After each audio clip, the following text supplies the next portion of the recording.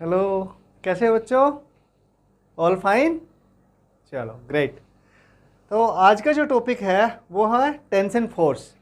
Tension word तो सुना हुआ ही है ना? हाँ बिल्कुल, बहुत बार हम यूज करते हैं, अरे टेंशन हो रही है ना, टेंशन नहीं लेना, टेंशन नहीं लेना, ये सब वर्ड यूज करते हैं ना। स्पेशली कब होता है टेंशन, कब फील होती है? जब हमारे ऊपर पढ़ाई का प्रेशर हो ना। लेकिन पढ़ाई हमेशा प्रेशर लेकर नहीं करनी चाहिए, पढ़ाई बिल्कुल फ्री माइंड से करनी चाहिए ना। ठीक है, कैसे? देखो, अगर आप फ्री माइंड से पढ़ाई करते हो तो पता है क्या है, एक हमें फिजिक्स ऑलरेडी आती है। फिजिक्स मुश्किल नहीं है, इवन साइंस मुश्किल नहीं है ना। साइंस है क्या? साइंस साइंस हमारे पास में, आसपास में, नेचर में जो कुछ हो रहा है उसको हम ऑब्जर्व करते हैं। ऑब्जर्व करने के बाद में क्या होता है, उसमें कुछ पैटर्न आइडेंटिफाई करते हैं, सिमिलरिटीज़ देखते हैं फिनोमिनाज में, और उनको फिर एक लॉ की शक्ल में हम मतलब लिखते हैं कि हाँ ये इस तरह से लो, एक लो है जो इस तरह से काम करता है। उन पैटर्न्स के बेसिस पर जो सिमिलरिटीज आई उनकी, और फिर उनकी यूनिवर्सल एप्लीकेशंस भी देखते हैं। राइट, ये चीज़ें होती हैं ना। साइंस ऐसे ही पढ़े, ऐसे ही इवॉल्व हुई है साइंस, पूरी साइंस ऐसे ही इवॉल्व हुई है। फिजिक्स भी इसी तरह से इवॉल्व हुई है। तो फिजिक्स कहाँ से इवॉल्व हुई है? नेचर से इवॉल्व हुई है, इसलिए हमें फिजिक्स तो पहले से आती है। इवन एक छोटे से बच्चे को, इवन 3 ईयर्स किड, उसको भी फिजिक्स आती है। आप कहेंगे सर मजाक कर रहे हो? No, I am not kidding at all बेटा। चलो इसी टॉपिक पर देख लेते हैं।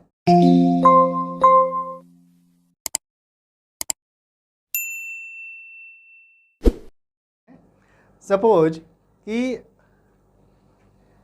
ये एक छोटा सा बच्चा है जो क्या कर रहा है, इसकी टॉय कार है ये, ठीक है, और टॉय कार को ये पुल करके और क्या कर रहा है, इसको मूव कर रहा है। राइट, खेल रहा है बच्चा, है ना। बचपन में आप लोगों ने खेला होगा, टॉय कार को देखा, आती थी ना, उसको एक किससे, एक स्ट्रिंग से बांध के और फिर उसको पुल कर देते। राइट, अगर बच्चे को आप कहेंगे सर ये तो इसमें क्या, इसमें बच्चे को फिजिक्स कहाँ से आती है? बेटा बच्चे को फिजिक्स आती है क्योंकि बच्चे को पता है कि इस स्ट्रिंग को जब तक टाइट नहीं करेंगे। राइट, देखो कैसे, एक एग्जाम्पल ले लेते हैं। ये देखो, ये सपोज एक स्ट्रिंग है ना, जब तक स्लैक है, मतलब ये लूज है ना, तो क्या हो रहा है, लूज है तो आप इसको इस पर इस एंड पर फोर्स लगाएंगे तो ये कुछ नहीं है ना। अब इस एंड पे फोर्स लगाए और इस एंड को पकड़ा हुआ है, ठीक है, टाइट हो गई नहीं ये, हाँ टाइट हो गई। अब इस एंड को अगर आप ऐसे मूव करेंगे तो देखो ये दूसरा एंड मेरा, दूसरा हैंड मूव कर रहा है। राइट, दैट मीन्स कि जब तक ये टाइट नहीं होती है ना, टाइट नहीं होती है कौन सी, ये स्ट्रिंग, तब तक आपके दूसरे एंड से फोर्स नहीं लग सकता। दूसरे मतलब जो एक एंड पर जो फोर्स लगाया है वो दूसरे एंड पर पास नहीं होगा। राइट, तो ये सिंपल सी बात ये छोटे से बच्चे को भी पता है, और तभी वो इस स्ट्रिंग को क्या करता है, जो स्लैक थी, लूज थी, उसको टाइट करता है और फिर इसको पुल करता है। राइट, इसका मतलब कहीं ना कहीं उसको पता है कि हाँ इस स्ट्रिंग को टाइट करना पड़ेगा, इसमें टेंशन देनी पड़ेगी, ठीक है। लेकिन वो उसको टेंशन के रूप में नहीं बताएगा ना, टेंशन क्या होती है, उसको वो फिजिक्स की लैंग्वेज नहीं पता। ऐसे ही हमें भी फिजिक्स आती है, लेकिन हमें फिजिक्स की थोड़ी सी लैंग्वेज सीखनी है। अगर हम इन फिनोमेनन्स को फिजिक्स के लैंग्वेज में अगर हम एक्सप्लेन कर दें तो वो फिजिक्स हो गई। अदरवाइज एक कॉमन जो हमारी यूज में है, डे टू डे लाइफ में जो चीज़ें हैपनिंग, मतलब जो इवेंट्स हैपन हो रही है, इवेंट्स हैपनिंग, जो भी हैपनिंग्स है वो सब किससे जुड़ी हुई है, वो सब फिजिक्स से जुड़ी हुई है बेटा। तो चलो ठीक है, देखते हैं इसमें। तो क्या हुआ, ये स्ट्रिंग आपके टाइट हो गई। टाइट होने के बाद में ये टाइट होती कैसे है, मतलब जो फोर्स लगाया है इस पर, तो ये टाइट कैसे हुई? टाइट होने के लिए क्या होगा कि कहीं ना कहीं पे इसमें कोई फोर्स काम कर रहा है, और फोर्स जब काम करता है तो उसका मतलब रेजिस्टेंस भी डेवलप होता है ना। रेजिस्टेंस डेवलप होता है कि नहीं होता है? क्योंकि जब तक रेजिस्टेंस डेवलप नहीं होता तब तक फोर्स काम करता नहीं है। तो रेजिस्टेंस कहाँ पे डेवलप हो रहा है? अगर हम इसको, ये हमारी स्ट्रिंग का सपोज यहाँ से एक छोटा सा हिस्सा ले लेते हैं हम, ये वाला हिस्सा ले लिया, और हम इसको जूम इन करते हैं। क्या करते हैं? जूम इन करते हैं, जूम इन करते हैं। राइट, तो जूम इन करते हैं तो हमें क्या मिला, हमने देखा कि भाई ये जो इसके पार्टिकल है, कौन से, इस स्ट्रिंग के, ये वाला स्ट्रिंग है ना, इसके पार्टिकल्स हैं वो कुछ इस तरह से हैं, है ना, इस तरह से पार्टिकल्स हैं। राइट, अब हमें क्या करते हैं, इसको वापस हम और जूम इन करते हैं। किसको? इन पार्टिकल्स को। ये जो पार्टिकल्स हैं वापस इनको क्या किया, वापस जूम इन किया हमने। जूम इन करके हम क्या देखना चाह रहे हैं, हम चीज़ों को बारीकी से समझना चाह रहे हैं कि भाई एक्चुअली में हो क्या रहा है। तो अब क्या होगा, हमने देखा कि यहाँ पर ये पार्टिकल्स के बीच में ऐसे डिस्टेंस है। जब माइक्रोस्कोप में देखोगे ना तो इस तरह के कुछ डिस्टेंस दिखाई पड़ेंगे। और क्या हो रहा है कि जो हमें पता कि अच्छा पार्टिकल्स बंधे कैसे होते हैं, आपका इलेक्ट्रोमैग्नेटिक फोर्स ना, इलेक्ट्रोमैग्नेटिक कौन सा, कि प्रोटॉन प्रोटॉन के बीच में, इलेक्ट्रॉन प्रोटॉन के बीच में जो फोर्स होता है ना, किसमें, सब एटॉमिक लेवल पर, तो यानी मोलिकुलर लेवल पर, सब एटॉमिक लेवल पर, तो उनसे ये पार्टिकल बंधे होते हैं, राइट, उनसे ये एक दूसरे से पास में रहते हैं, टाइड रहते हैं ना, ठीक है। तो अब क्या हो रहा है कि जैसे अब क्या होगा इसमें कि पार्टिकल, एक पार्टिकल दूसरे पार्टिकल पे फोर्स लगाता है ना, हाँ, तो ये जो ये पार्टिकल हो गया, ये इस पार्टिकल पर ऐसे फोर्स लगाता टुवार्ड्स इट ना, टुवार्ड्स इट सेंटर है ना, और ये इस पर भी ऐसे फोर्स लगाता है। लेकिन अब क्या होता है कि भाई दूसरे जो पार्टिकल्स हैं वो भी तो इस पर फोर्स लगाएंगे, वो इस पर ऐसे फोर्स लगाते हैं, यानी कि हर एक पार्टिकल जो हो गया आपका ऐसे इस पर है ऐसे, और इस पर ऐसे ऐसे ऐसे, और इसके आगे वाले ऐसे ना, इस तरह से रहता है। तो क्या हो रहा है कि हर एक पार्टिकल पर, ये सपोज ये पार्टिकल हो गया, इस पर फोर्स लग रहा है ना, फोर्स डेवलप हो रहा है, इंटरनल फोर्स डेवलप हो रहा है, और वो कैसा है, अवे फ्रॉम द पार्टिकल, कैसे है, away from the particle and towards the particle, ये पार्टिकल दूसरों को खींचता है और इसके ऊपर भी फोर्स लगता है। मतलब कि कैसे फोर्स कैसे काम कर रहा है, आपका एक्शन रिएक्शन के फॉर्म में काम कर रहा है, राइट, कैसे, एक्शन रिएक्शन के फॉर्म में काम कर रहा है। तो ये जो हो गया इस तरह से, ये जो इंटरनल फोर्स डेवलप हुआ है ना, इसको हम कहते हैं टेंशन, टी, मतलब आपके स्ट्रिंग के हर पार्टिकल पर इस तरह से टेंशन लगेगी ना, ये फोर्स लगेगा, ये इंटरनल रेजिस्टिंग फोर्स है बेटा, है ना, जो किसकी वजह से हुआ है, इलेक्ट्रोमैग्नेटिक फोर्सेज जो मतलब पार्टिकल में होते हैं एक एटॉमिक लेवल पर या मोलिकुलर लेवल से, हाँ सब एटॉमिक लेवल पर, उन फोर्सेज की वजह से रेजिस्टेंस डेवलप होता है, मतलब वो रेजिस्ट करते हैं, क्योंकि अदरवाइज क्या होगा, जैसे ही फोर्स लगाएंगे अगर वो रेजिस्टेंस हट जाएगा तो ये तो ब्रेक हो जाएगी, क्या आपकी स्ट्रिंग जो है ब्रेक हो जाएगी, जहाँ जब जैसे फोर्स लगेगा वहीं पर ब्रेक हो जाएगी, राइट। तो उसको ब्रेक होने से बचाने के लिए कौन से फोर्स काम करते हैं, वो आपके जो इलेक्ट्रोमैग्नेटिक फोर्स है, इंटरनल फोर्स है स्ट्रिंग में नहीं, हर ऑब्जेक्ट में होते हैं ना, ये इसमें वो ऑब्जेक्ट में भी है, हम इसको ऐसे ट्विस्ट नहीं कर सकते इतनी इजीली, क्यों, क्योंकि इसमें जो पार्टिकल्स हैं उसमें फोर्स लग रहा है, इलेक्ट्रोमैग्नेटिक फोर्स लग रहा है, इंटरनल फोर्स लग रहा है ना, और वो इसको रेजिस्ट करता है, किसी भी तरह के एक्सटर्नल फोर्स को रेजिस्ट करता है, राइट। तो स्ट्रिंग में वो फोर्स जो रेजिस्ट करता है वो किसके रूप में दिखाई पड़ता है, टेंशन के रूप में दिखाई पड़ता है, राइट, किसमें, टेंशन के रूप में, ठीक है, ये समझ में आ गया बेटा। अब हम यहाँ पर जो कंसिडर करते हैं वो क्या करते हैं कि हमारी जो स्ट्रिंग है वो कैसी है, मासलेस है, कैसी है, कुछ प्रॉपर्टीज लेते हैं हम आइडियल स्ट्रिंग की, इसमें क्या करते हैं, हमारे सिलेबस में दी हुई है वो क्या है, ये आइडियल स्ट्रिंग दी हुई ना, आइडियल स्ट्रिंग या आइडियल रोप कह लो या फिर चेन कह लो ना, तो क्या करेंगे उसके कुछ प्रॉपर्टीज हम काम में लेते हैं, वो भी किस काम में लेते हैं, क्यों काम में लेते हैं, वो भी हम डिस्कस करेंगे।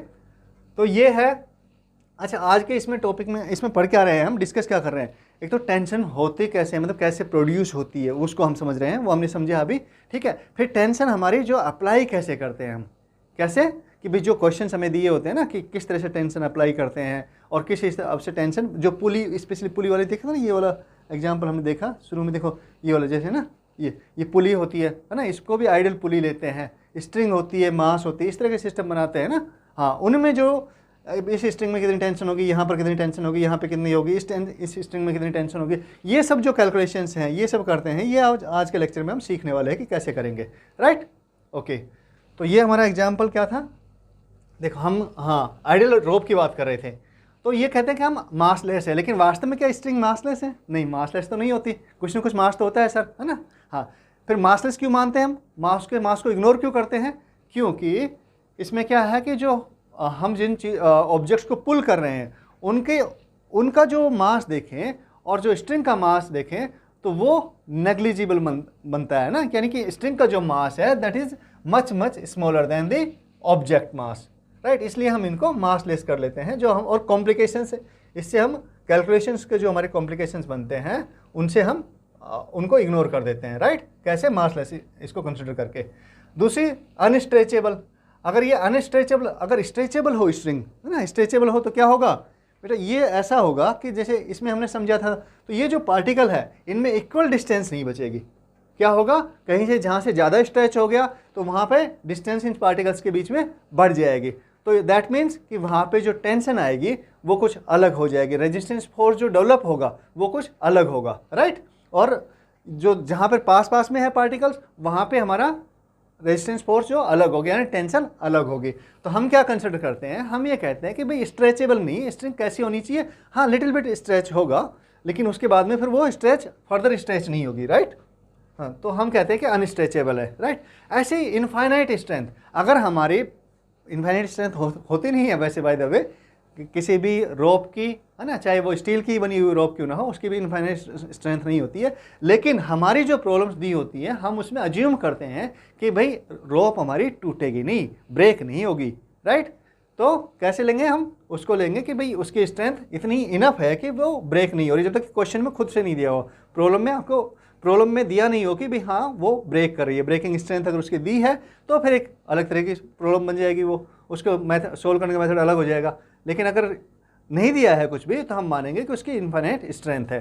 इंस्टेंटेनियस रिस्पॉन्स, किसका रिस्पॉन्स, मतलब जैसे ही फोर्स की वैल्यू चेंज होगी वैसे ही रोप में टेंशन उसी क्षण, उसी मोमेंट पर, उसी इंस्टेंट पर क्या होगा, बदल जाएगा, राइट। फोर्स कम हुआ तो टेंशन उसी हिसाब से चेंज हो जाएगी, फोर्स ज़्यादा हुआ तो भी टेंशन चेंज हो जाएगी, ठीक है। अच्छा, ये T acts, tension acts away, away from the, क्या, कहाँ से अवे, पॉइंट, कहाँ से, कौन सा, जो पॉइंट हम कंसिडर कर रहे हैं स्ट्रिंग में, या फिर जो कॉन्टैक्ट पॉइंट्स है, जैसे यहाँ पर ये इसके ये मास है और ये स्ट्रिंग है, इसका कॉन्टैक्ट पॉइंट यहाँ पर है, अगर हम इस कॉन्टैक्ट पॉइंट को कंसिडर कर रहे हैं तो इससे अवे होगी बाहर की तरफ ना। आपको ध्यान है एक हिंदी मूवी में एक डायलॉग आया था कि पता नहीं मुझे कि आपने देखी कि नहीं देखी, लेकिन उसमें डायलॉग था कि टेंशन देने का, टेंशन लेने का नहीं है ना, टेंशन मतलब देने का, मतलब अपने से दूर भेजो टेंशन को, टेंशन को पास मत बुलाओ, क्या करना है, टेंशन को दूर भेजना है। तो यहाँ पे अगर मान लो कोई भी ये पॉइंट है ना, तो इस पर अगर टेंशन हम कंसिडर करेंगे तो टेंशन कहाँ जाएगी, इस साइड से बाहर की तरफ जाएगी। जैसे कि हमने इस पार्टिकल में देखा था ना, ये देखो अवे जा रही है ना टेंशन, ये दूर जा रही है, अपने से दूर जा रही है, राइट, इधर से ये, तो टेंशन देने का, टेंशन लेने का नहीं, ठीक है। हाँ ओके, चलो ओके, ये हो गया, चलो हंसी मजाक बंद हो गया। T is same through out the length, हम ये मानते हैं जब आइडल स्ट्रिंग होगी तो उसमें आपकी जो टेंशन है वो सेम होगी थ्रू आउट द लेंथ, मतलब लेंथ के, चाहे लेंथ जितनी भी लंबी लेंथ हो, कम हो लेंथ, तो उसमें टेंशन जो रहेगी वो चेंज नहीं होगी। तो इसको चेक कर लें इसमें, चलो इसको चेक कर लेते हैं। सपोज कि ये एक एग्जांपल लेते हैं हम कि मास m है जिसको कि एक स्ट्रिंग से हम क्या कर रहे हैं, पुल कर रहे हैं, राइट। और सपोज ये पॉइंट A है, ये पॉइंट B है आपका, यहाँ पर हमने कंसिडर कर लिया कि टेंशन T1 है, यहाँ पे T2 है। तो अब क्या करेंगे बेटा, हम इसका फ्री बॉडी डायग्राम बना सकते हैं, बिल्कुल बना सकते हैं सर। ये हमारी स्ट्रिंग हो गई, और एक पहले इसको समझ लेते हैं, और इस पर टेंशन हमारी कैसे काम कर रही है। अगर ये एंड हमने एक A ले लिया, ये आपका A एंड है, ये आपका B एंड है, राइट। तो यहाँ पे टेंशन कैसी होगी, अवे होगी सर, कैसे होगी, इधर होगी। ये हमने मान लिया T1, और इधर भी अवे होगी, राइट, इस पॉइंट से, तो ये मान लिया हमने T2, right. Let us assume this is T1, this is T2। अब न्यूटन सेकंड लॉ क्या कहता है, नेट फोर्स किसके इक्वल है, ma के इक्वल है, वेरी गुड। तो नेट फोर्स कितना हो गया बेटा इसका, स्ट्रिंग का आपका, ये साइड में इसको पॉजिटिव ले लेते हैं, इस साइड को, कौन से, ये आपका x को, ये मान लो x डायरेक्शन है, this is y direction, and this is positive towards right, it is positive, right. तो ये T1 पॉजिटिव आपका। और वैसे भी हम ये कह सकते हैं कि भाई इधर मूवमेंट इधर है, सपोज इसका मूवमेंट इस साइड में है ब्लॉक का, तो हम इस डायरेक्शन, मूवमेंट वाले डायरेक्शन को पॉजिटिव लेते हैं हमेशा, ठीक है। हाँ, T1 माइनस ये T2, ये नेट फोर्स हो गया आपका। और नेट फोर्स किसके इक्वल होना चाहिए, किस डायरेक्शन में नेट फोर्स है, ये सिग्मा एफ, एक्स बोलेंगे कि एक्स डायरेक्शन में है, हमने एक्स डायरेक्शन में लिया ना इसको, हाँ। और ये इक्वल होना चाहिए आपका मास, किसका मास, रोप है यहाँ पे, रोप का मास इनटू सपोज एक्सलेशन ए है इसका, वैसे गिवन भी है प्रॉब्लम में। तो ये क्या है आपका, हमने माना है उसको मासलेस, किसको, स्ट्रिंग को मासलेस माना है, तो ये हो जाएगा आपका 0, यानी T1 minus T2 is equal to 0। That means T1 is equal to T2। क्या मतलब हुआ कि टेंशन A पॉइंट पे और टेंशन B पॉइंट पे दोनों पे क्या होगी, सेम होगी, है ना। हम यही तो बात कर रहे हैं कि टेंशन क्या रहती है, अगर मासलेस स्ट्रिंग है तो आपकी tension through out the length same रहती है, राइट। अब ये तो हमने कह दिया कि हाँ सर सिंपल है। अच्छा, एक जो हमारी मेन तो प्रॉब्लम किस में आती है, वो तो हम पुली वाली प्रॉब्लम करते हैं ना, पुली और स्ट्रिंग वाली प्रॉब्लम करते हैं बेटा। और इसका सिंपल मतलब क्या है, एक बार ये समझाओ मुझे एक बार। न्यूटन सेकंड लॉ कहता है कि आपके मासलेस ऑब्जेक्ट को मूव करने के लिए, एक्सलेट करने के लिए किसी भी एक्सटर्नल फोर्स की, नेट एक्सटर्नल फोर्स की जरूरत नहीं पड़ती है। इसको कैसे भी इंटरप्रेट कर सकते हैं अपने वर्ड्स में ना, हाँ, लेकिन मतलब हमें क्लियर होना चाहिए बिल्कुल। ओके, तो हम देखते हैं कि प्रॉब्लम कौन सी होती है हमारी। जनरली प्रॉब्लम ये होती है कि पुली पर है ना, ये एक पुली है, हम पुली को भी आइडल पुली कंसिडर करते हैं बेटा, है ना। आइडल पुली का मतलब क्या हो गया कि उसका मास जो है वो नेग्लिजिबल है, उसको हम क्या करते हैं, जीरो मान लेते हैं, राइट। जैसे हमने रोप का मास लिया था, और इस पर हम कहते हैं कि ये स्मूथ पुली होती है ना, स्मूथ सरफेस होती है, यानी फ्रिक्शन नहीं होता वहाँ पर, तो फ्रिक्शन को हम जीरो लेते हैं। और पुली का मेन काम क्या है, पुली का मेन काम है कि आपके जो फोर्स है, फोर्स की डायरेक्शन को चेंज कर देना, है ना, without changing its magnitude, right. तो ये कब कर पाती है पुली, अगर पुली मासलेस है एंड फ्रिक्शनलेस है, तो आपकी क्या कर देगी, इसकी डायरेक्शन को चेंज कर देगी फोर्स को। यहाँ पर फोर्स क्या है, यहाँ पे देखो इस स्ट्रिंग में फोर्स क्या है, ये सपोज नीचे जा रही है, कैपिटल एम जो है that is bigger than small M, right. तो हमारा मोमेंट किस साइड में होगा, इस साइड में होगा। ये जो डायरेक्शन दिखा रहा है ये क्या करता है, एरो टी को दिखा रहा है, राइट।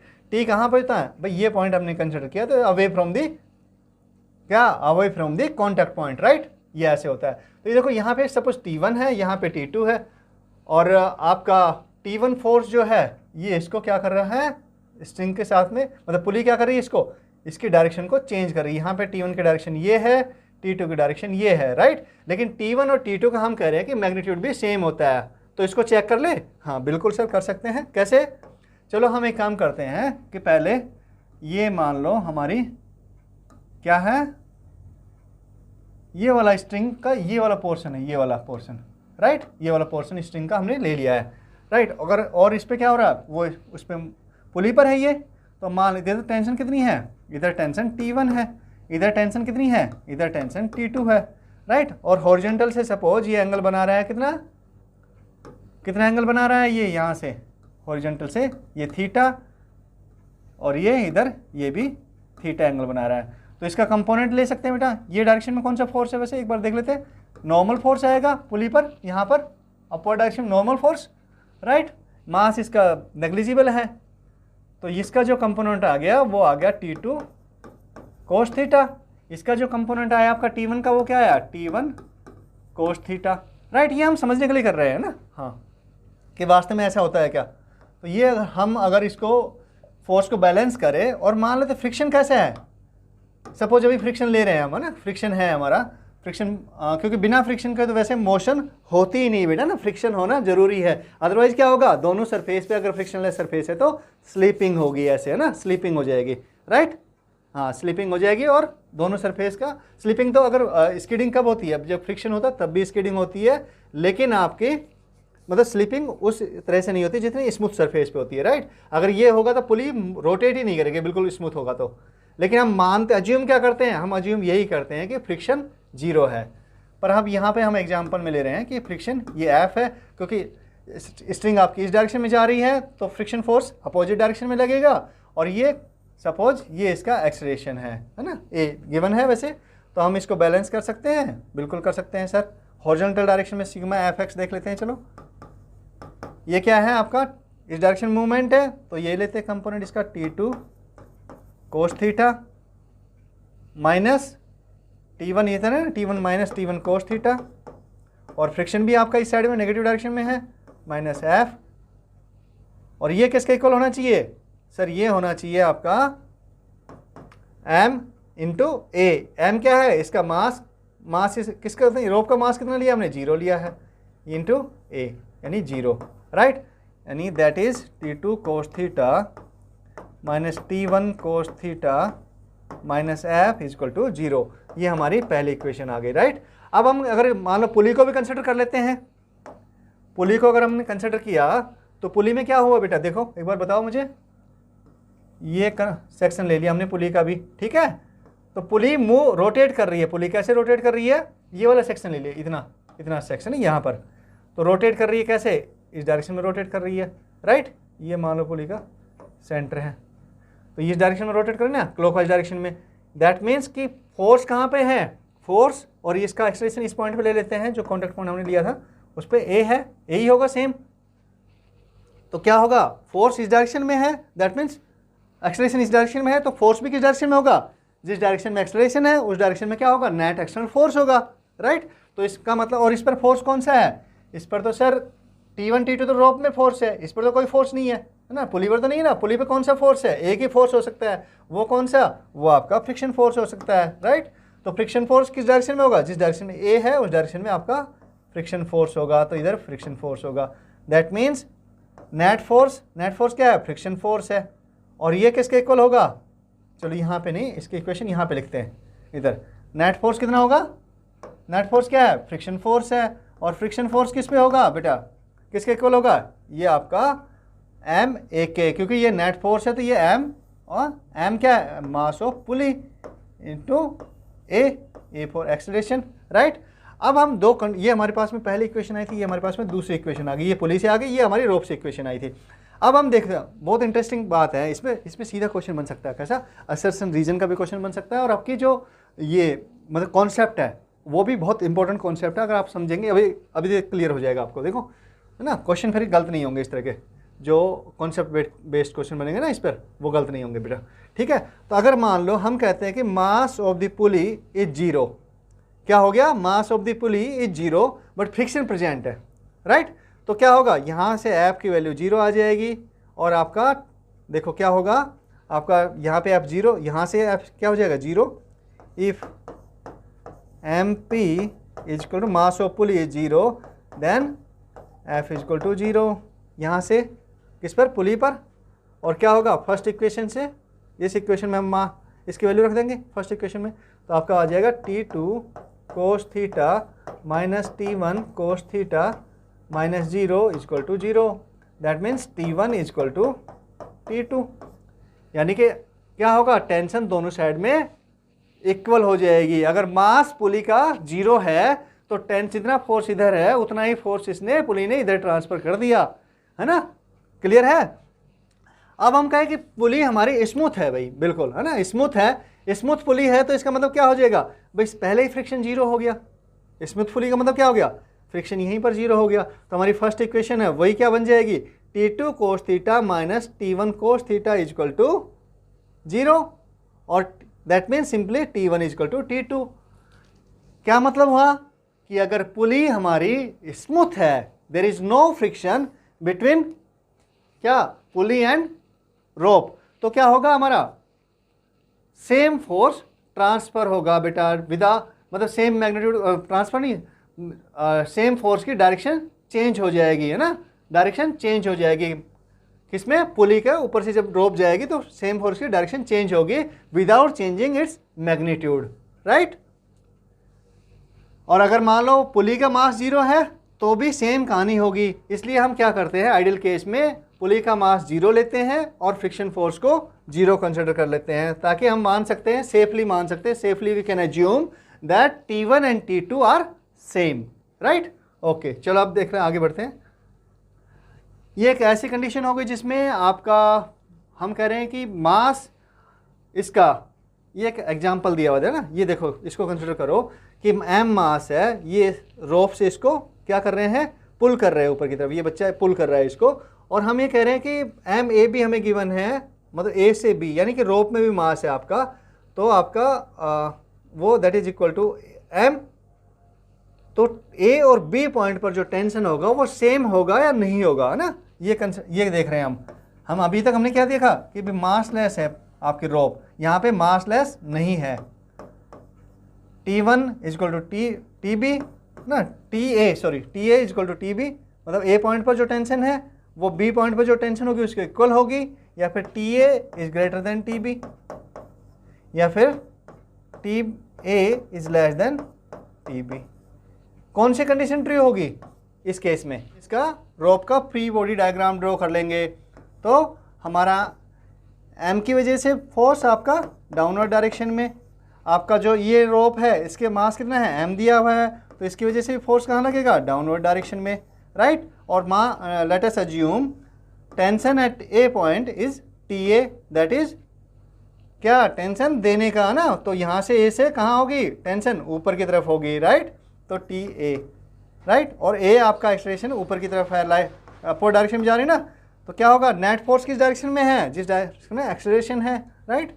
तो क्या होगा आपका T A minus M G minus capital M G that is equal to mass. Mass total कितना हो गया आपका, ये मास होगा ना, क्योंकि ए पॉइंट पर है तो आपका दोनों ये मास मूव कर रहे हैं इसके साथ में, इस फोर्स से, तो आपका कितना हो गया M plus capital M into A, और आपका टी ए हो गया,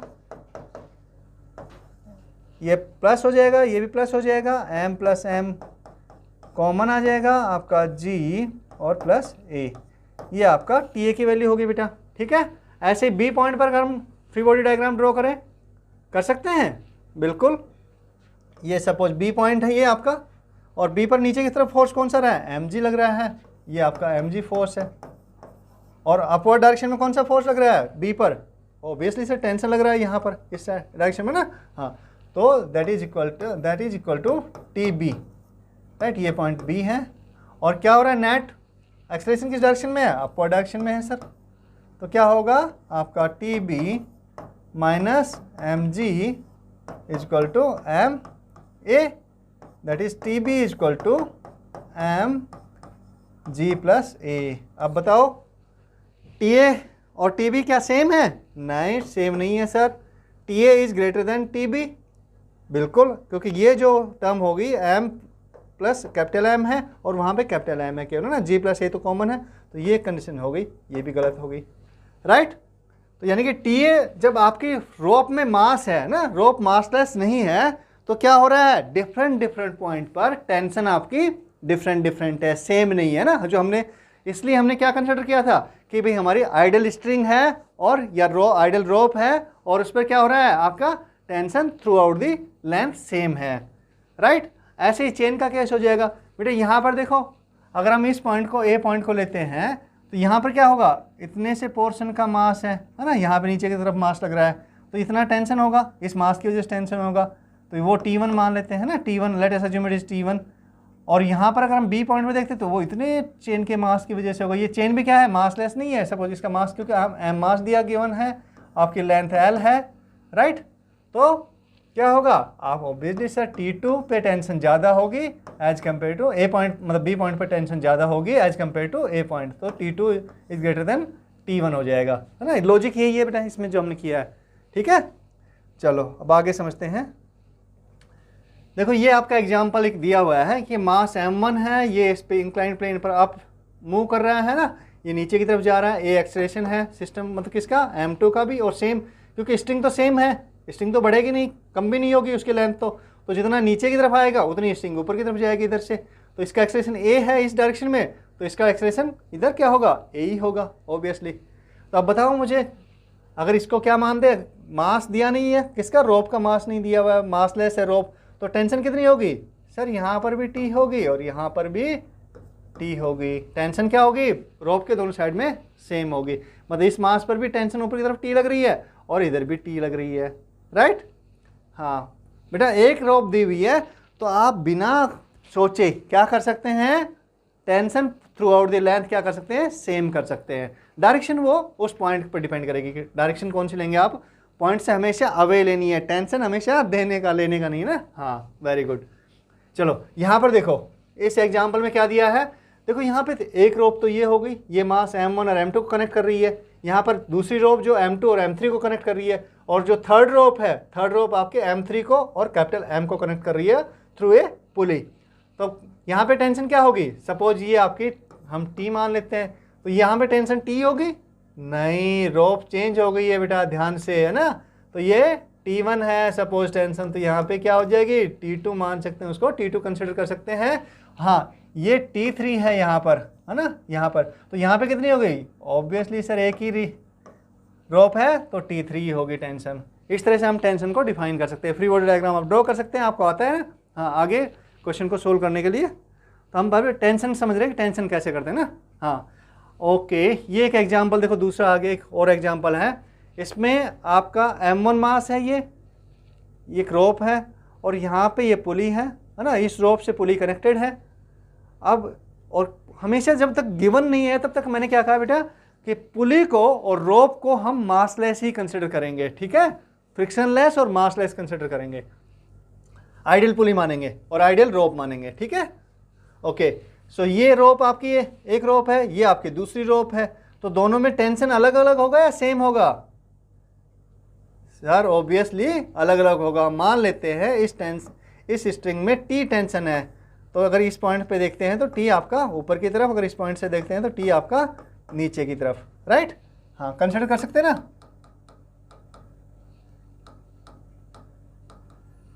तो हम मान लेते हैं, हम इस पुली को कंसिडर कर रहे हैं, तो हम मान लेते हैं इस पे टेंशन नीचे की तरफ है, डाउनवर्ड डायरेक्शन में ना, अवे फ्रॉम द टेंशन देने का, तो इसने अवे कर दिया, टेंशन दूर कर दिया अपने से, ठीक है। तो यहाँ पर भी टेंशन क्योंकि एक ही है, तो यहाँ पर भी टेंशन कितना होगा? टी होगा, राइट। अब ये दूसरी स्ट्रिंग है, तो इसमें टेंशन कैसे निकालेंगे?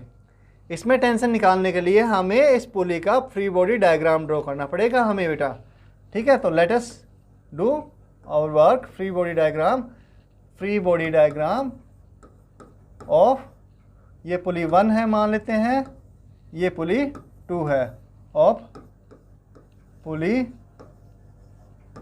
2, राइट। तो क्या होगा आपका, ये आपका इस पुली पर डाउनवर्ड डायरेक्शन में कौन सी फोर्स काम कर रहा है? आपका ये टी का काम कर रहा है, तो ये आपका टी हो गया।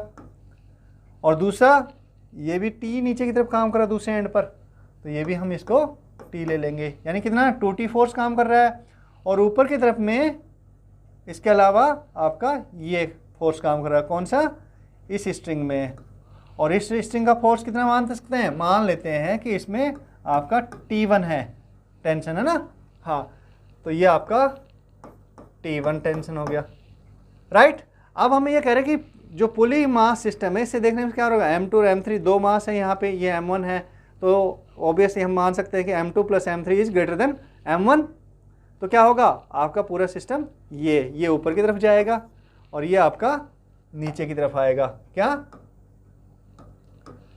ये पूरा सिस्टम, पुली सिस्टम नीचे की तरफ आएगा, राइट। तो हम मान लेते हैं इसकी ए एक्सलेशन से ये पुली नीचे आ रही है, तो क्या करेंगे? न्यूटन सेकंड लॉ के लिए ए एक्सलेशन नीचे की तरफ आ रही है, तो मतलब नेट फोर्स किस डायरेक्शन में है? डाउनवर्ड डायरेक्शन में है पुली पर, इस पुली पर, पुली 2 पर। तो क्या होगा? नेट डाउनवर्ड डायरेक्शन फोर्स कितना है? एक तो टी ये है, एक टी ये है, तो ये वाला टी इसमें और ये वाला टी इसमें, यानी टोटल फोर्स कितना हो गया? 2t। अपवर्ड डायरेक्शन में कितना फोर्स है? T1 है sir, minus T1 is equal to M of this pulley that is 0 into A, यानी 2t is equal to minus T1 is equal to 0, that means T1 is equal to 2t। ये हमारा T1 आ गया किसमें? इसमें। तो आपका T1 कितना हो गया? 2t। आप सीधा बोल सकते हैं सर इसमें 2t फोर्स काम कर रहा है, राइट, इसमें 2t टेंशन काम कर रहा है। तो आप सीधा कह सकते हैं, जैसे एक पुली का ये सिस्टम देखते हो आप, ये अरेंजमेंट देखते हो बेटा, कैसा कि कोई पुली है, मासलेस पुली है, और उस पर इस तरह का अरेंजमेंट है टेंशन का। ये मासलेस पुली है और इस पर कैसे है, ये इससे हैंग है, मान लो कहीं पर भी ऐसे मान लेते हैं, चलो इसको हैंग कर देते हैं, और ये इस पे स्ट्रिंग है, ओके, इस तरह से स्ट्रिंग है दूसरी, और इसमें टेंशन T है, तो ऑब्वियसली इसमें भी T होगा टेंशन, तो ऑब्वियसली इसमें टेंशन कितना हो जाएगा? 2t हो जाएगा। सीधा सिंपल कैलकुलेशन है ना। अगर पुली है, मासलेस पुली है, तो इस तरह का अरेंजमेंट है, तो हम कह सकते हैं सीधा इसमें कितना फोर्स होगा? 2t होगा, 2t टेंशन हो गई, ठीक है। हाँ, और भी हम एग्जांपल देखेंगे, चलो इसको भी कर लेते हैं। इसमें क्या हो गया, देखो ये स्ट्रिंग ये दी हुई है जिसमें T1 टेंशन है, यहाँ से हैंग कर, यहाँ से फिक्स्ड है, ये इधर से आपका दूसरी स्ट्रिंग दी हुई है T2 टेंशन है जिसमें ये भी फिक्स्ड है अदर एंड, और तीसरा यहाँ पे इस नोड पर देखो, यहाँ पर क्या है? तीसरा ये स्ट्रिंग है जिस पे मास m हैंग कर रहा है और इसमें टेंशन T3 है। तो इस तरह के केस में बेटा, और ये क्योंकि कोई मूवमेंट दिख नहीं रहा, कोई मूवमेंट नहीं है ना, क्योंकि यहाँ से फिक्स है, तो क्या होगा? फोर्स क्या होगा? बैलेंस होगा आपका, है ना। फोर्स बैलेंस का मतलब क्या हो गया कि आपका सिग्मा Fx एक्स डायरेक्शन में 0 हो गया, और सिग्मा Fy वो भी क्या होगा? 0 होगा। तो हम मान लेते हैं कि this is the x direction, ये ऐसे अरेंजमेंट लेते हैं, ये एक्स है आपका और ये आपका y है, राइट। तो ये क्या होगा, T2 माइनस एक्स में है, T3 माइनस वाई में है, T1 तो एंगल पर है किसी पे ना, थीटा एंगल पर है, तो T1 के कंपोनेंट आ जाएंगे। ये आपका T1 cos theta along X axis, along Y axis T1 sine theta. अब इसका फ्री बॉडी डायग्राम बना लो बेटा।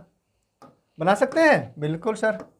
ये मान लें ये पॉइंट P है सपोज, तो पॉइंट P ले लिया हमने ये वाला, ओके। यहाँ तो नहीं, पॉइंट P को हम यहाँ लिख सकते हैं, राइट, ओके।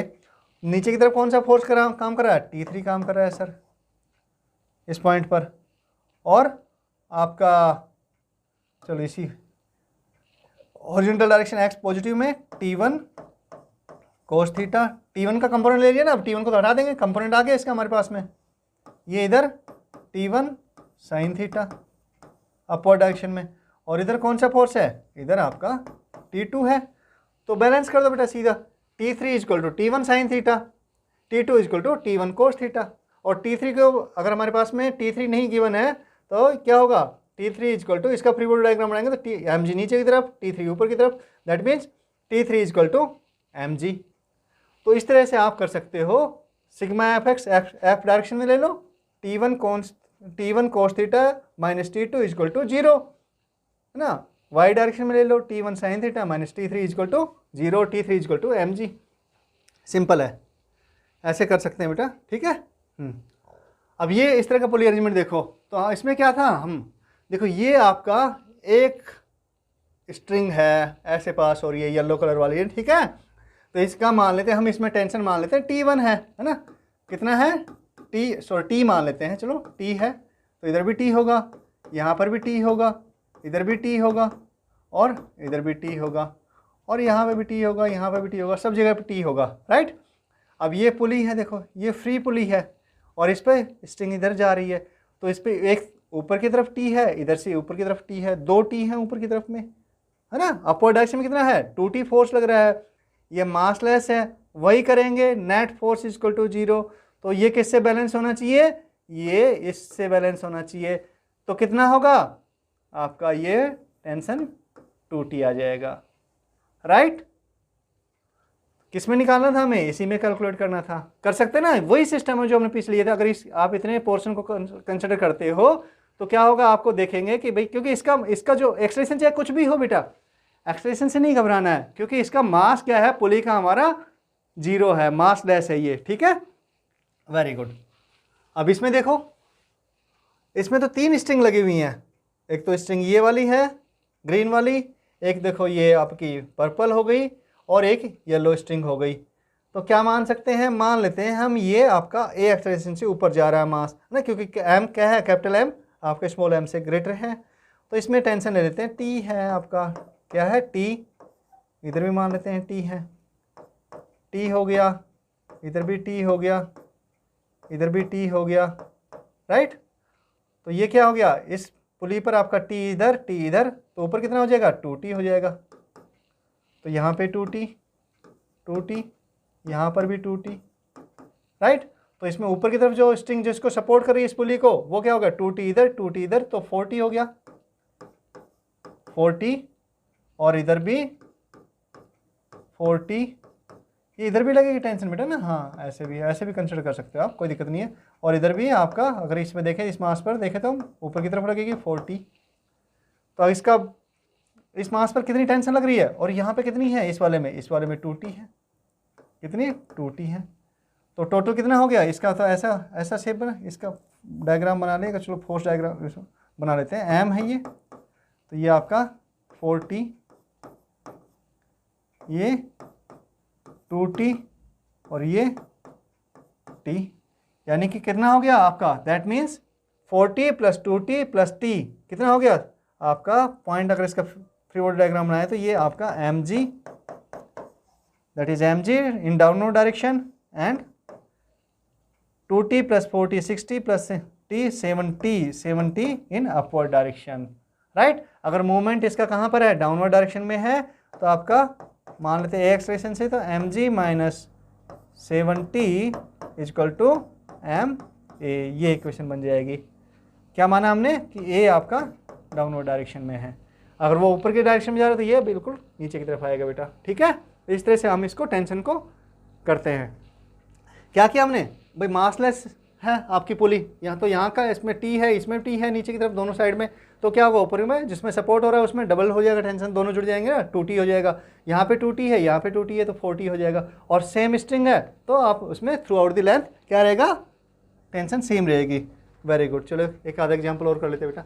हाँ ये देखो आप, ये एक ब्लॉक है, अगर यहाँ से ये जो मास नीचे की तरफ आता है तो क्या होगा, ये स्ट्रिंग क्या होगी, ऐसे आएगी इस डायरेक्शन में, तो ब्लॉक को यहाँ से, क्योंकि एक ही स्ट्रिंग है तो ब्लॉक को इधर पुल करेगी बेटा, तो ब्लॉक का मूवमेंट कैसे हो जाएगा, इसका मूवमेंट आपका नीचे की तरफ होगा, और ब्लॉक का मूवमेंट कैसे होगा, ब्लॉक का मूवमेंट ये डायरेक्शन में होगा, है ना।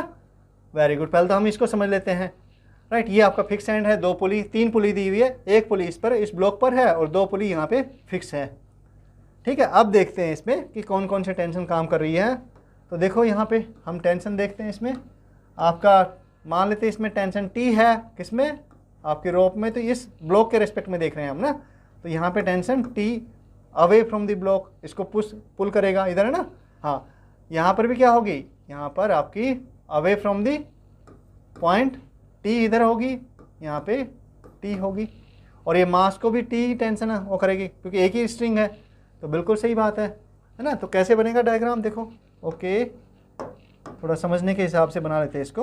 तो ये मान लेते हैं ब्लॉक है हमारा, वापस इस ब्लॉक को देख लेते हैं। तो इसमें टेंशन कैसे काम कर रही है बेटा, इधर T काम कर रही है, राइट। इधर आपकी पुली है, देखो पुली का मतलब क्या है, पुली इससे अटैच है, किससे अटैच है, इस ब्लॉक से, वेज से।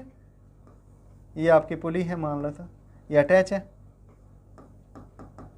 राइट। तो टेंशन कैसे काम कर रही है इस पर स्ट्रिंग अवे होगी टेंशन देने का, तो ये इधर और ये इधर, ये भी T काम करेगी, ये भी T काम करेगी। तो बेटा ये पुली पर टेंशन काम करने का मतलब क्या है कि ये ब्लॉक पर ही टेंशन है, क्योंकि ये ऐसे फिक्स्ड है ना। हाँ तो ब्लॉक पर ही टेंशन है। तो ब्लॉक का अगर फ्री बॉडी डायग्राम हम ड्रॉ करें तो कैसा आएगा, इस ब्लॉक का ये 3m मास इसका, तो नीचे की तरफ आपका 3mg, ये टेंशन, ये वाली टेंशन T, दूसरी टेंशन भी ये इधर एक टेंशन ये है, तो ये अभी आपकी T हो गई, यानी इस डायरेक्शन में कितनी है, 2T टेंशन काम कर रही है, राइट। और ये टेंशन आपके नीचे की तरफ काम कर रही है, ये आपके नीचे काम कर रही है T। तो आप कह रहे हो सर सपोर्ट क्या कर रहा है इसको, और मोशन किस साइड में है, मोशन आपकी ब्लॉक के इस साइड में रहेगी, राइट। तो सपोर्ट क्या करेगी यहाँ पे बेटा, ये भी तो रहेगा ना नॉर्मल रिएक्शन, तो ये आपका मान लेते हैं नॉर्मल रिएक्शन है, राइट। तो ये क्या हो गया, कितनी टेंशन काम की इसने, देखो हमें देखने पे लग रहा है कि सिर्फ ये टेंशन काम कर रही है, लेकिन ब्लॉक क्योंकि यहाँ पे पुली से अटैच है, और पुली पे जितनी भी टेंशन होगी जिस भी डायरेक्शन में होगी वो किस पे आएगी, वो ब्लॉक पर आएगी, राइट। तो यानी कि हमारा यहाँ पे ब्लॉक पर 2T टेंशन काम कर रही है इस साइड में, और एक T काम कर रहा है डाउनवर्ड डायरेक्शन में जो mg को सपोर्ट कर रहा है, ठीक है।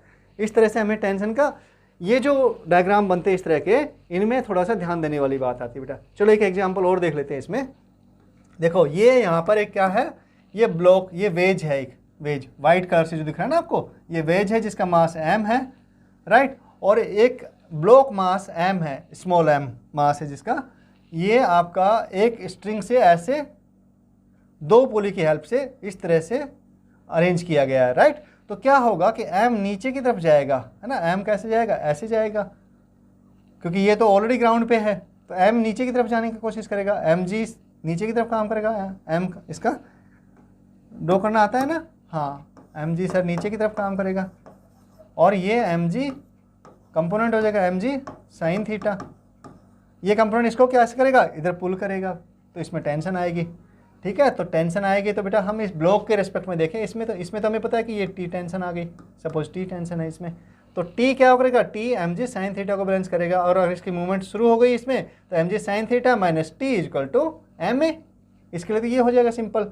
और ये जो हो गया, अच्छा ठीक है इसको कर देते हैं स्मॉल मास के लिए, ये आपका mg sine theta, mg sine theta, mg का कंपोनेंट ले लिया इसलिए हमें वो नहीं कर रहे हैं हम, ठीक है, ये m मास है, तो इधर T हो गया। तो इस डायरेक्शन में अगर हम इसको बैलेंस कर दे तो T, और ये हम कह रहे हैं कि भाई ये नीचे की तरफ जा रहा है, इस डायरेक्शन में मूवमेंट है इसका, a एक्सेलरेशन है इसका, तो हम क्या होगा, कैसे करेंगे, एम जी साइन थीटा, इस डायरेक्शन में net movement, net force minus T equal to M A, ये इक्वेशन बन जाएगी, राइट। अब इस ब्लॉक की तरह देखें, इसका फ्री बॉडी डायग्राम ड्रॉ करें तो क्या आएगा बेटा, देखो एम जी तो इसका नीचे की तरफ लगेगा, राइट। एक टेंशन यहाँ पे नॉर्मल फोर्स, अच्छा नॉर्मल रिएक्शन भी तो लगेगी ना, हाँ ये नॉर्मल रिएक्शन लगेगी, लेकिन हमारी इस डायरेक्शन से नॉर्मल का तो कोई इफेक्ट आएगा नहीं इस डायरेक्शन में, इसलिए हमने कर दिया, ठीक है। हाँ अब ये देखो, और ये एम जी का ये कंपोनेंट भी आएगा जो इसको बैलेंस करेगा, ये आपका एम जी कोस थीटा हो जाएगा, राइट। पर हमने इस डायरेक्शन में कंसिडर किया था बेटा, ए वाली को, जिसमें मूवमेंट रहेगा, ठीक है। ये देखो अब इसमें टेंशन अगर हम देखते हैं तो बताओ मुझे, इस पर एक टेंशन तो ये काम करेगी, चेंज कर लेते हैं कलर इसको, ओके। तो एक टेंशन तो इधर काम करेगी इस ब्लॉक पर, ये, और ये पुली पर है, पुली किससे फिक्स है, इस ब्लॉक से फिक्स है, तो यानी टेंशन जो पुली पर होगी वही इस पर ब्लॉक पर होगी, तो एक डायरेक्शन ये हो जाएगी। तो हम मेनली टेंशन देख रहे हैं बेटा, तो टेंशन आपकी इधर टी, दूसरी टी मतलब टी प्लस टी, और ये आपका एक इसके अलोंग टी, ये आपका काम कर रहा है टी, और ये एंगल कितना हो जाएगा, अगर ये एंगल थीटा है, कौन सा, ये थीटा है, तो ये एंगल भी कितना होगा, थीटा ही होगा, तो ये भी थीटा हो जाएगा बेटा, राइट। तो एक तो इसका कंपोनेंट टी कोस थीटा किधर काम करेगा, इधर काम करेगा, टी साइन थीटा आपका नीचे की तरफ काम करेगा, राइट। और ये हमारी अगर इसकी नॉर्मल, ये एम जी काम कर रहा है तो ऑब्वियसली इसकी नॉर्मल रिएक्शन भी होगी, सपोज ये N1 है, ठीक है। हाँ तो वर्टिकल डायरेक्शन में भी इसको क्या कर सकते हैं, बैलेंस कर सकते हैं। पर हम यहाँ पे क्या कर रहे हैं, हम इसका पूरा सोल्व नहीं करें क्वेश्चन को, हम केवल टी की जो डायरेक्शन है, टी किस तरह से काम करता है वो समझ रहे हैं बेटा, ठीक है। इसी तरह की मेन प्रॉब्लम आपकी इस तरह की बनेंगी। तो अगर आपको ये समझ में आ गया है, एक बार थोड़ा सा कुछ प्रैक्टिस और कर सकते हैं, मतलब टेंशन को अप्लाई कैसे करते हैं, बेसिकली हमने इस क्लास में ये समझा है। अब आप टेंशन को जब अप्लाई करना सीख गए तो फ्री बॉडी डायग्राम में फोर्सेज को किस तरह से हम बैलेंस करते हैं वो भी आपको आता है ना। और उसको जो भी कुछ कन्फ्यूजन रहा, वो टेंशन से संबंधित जो भी कुछ कन्फ्यूजन है वो आपके, उम्मीद है कि क्या हो गया होगा, ख़त्म हो गई, इसकी टेंशन की टेंशन ख़त्म हो गई होगी, ठीक है। चलिए okay, wish you all the best.